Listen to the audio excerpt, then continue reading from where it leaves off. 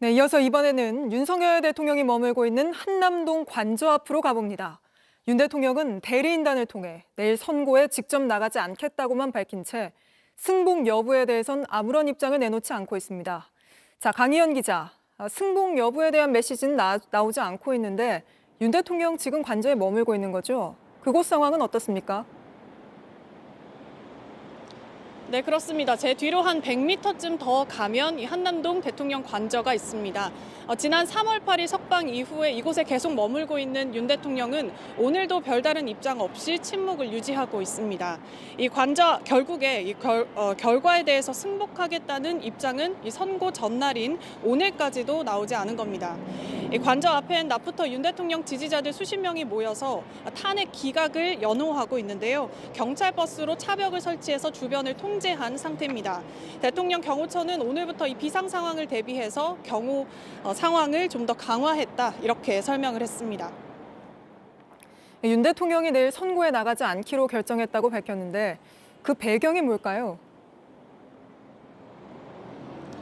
네, 우선 윤 대통령이 탄핵 심판 변론에 8번이나 참석을 했던 만큼 이렇게 적극적으로 입장을 밝혀왔던 만큼 내일 이 선고에도 출석을 하지 않겠냐 이런 예측들이 많았는데요. 하지만 윤 대통령이 헌재 출석하지 않기로 했다라고 오늘 윤 대통령 측 법률 대리인단이 밝혔습니다.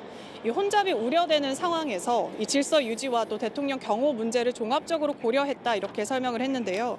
따라서 윤 대통령은 내일 관저에서 김건희 여사와 또 변호인단 또 대통령실 참모들과 함께 이 선고 결과를 지켜볼 걸로 보입니다.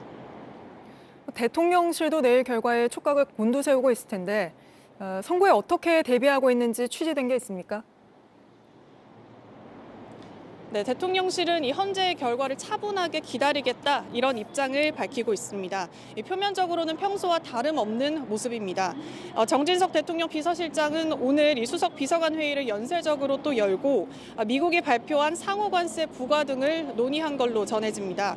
하지만 헌재에서 흘러나오는 이런 어떤 정보가 있는지 묻거나 이 상황을 지켜볼 수밖에 없다면서 말을 아끼는 등 이 선고를 하루 앞두고 확연히 긴장된 분위기도 읽혔습니다. 이 내부적으로는 이 탄핵 기각이 되어서 윤 대통령 직무 복귀도 예상하는 분위기도 있는데요. 이를 위해서 대비하고 있는 걸로 알려집니다. 한 대통령실 관계자는 이 통합 메시지와 또 국정 방향을 설명하는 대국민 담화를 준비하고 있는 걸로 안다 이렇게 밝혔습니다. JTBC 뉴스를 시청해 주셔서 고맙습니다. 저희는 저녁 6시 30분 뉴스룸에서 뵙겠습니다.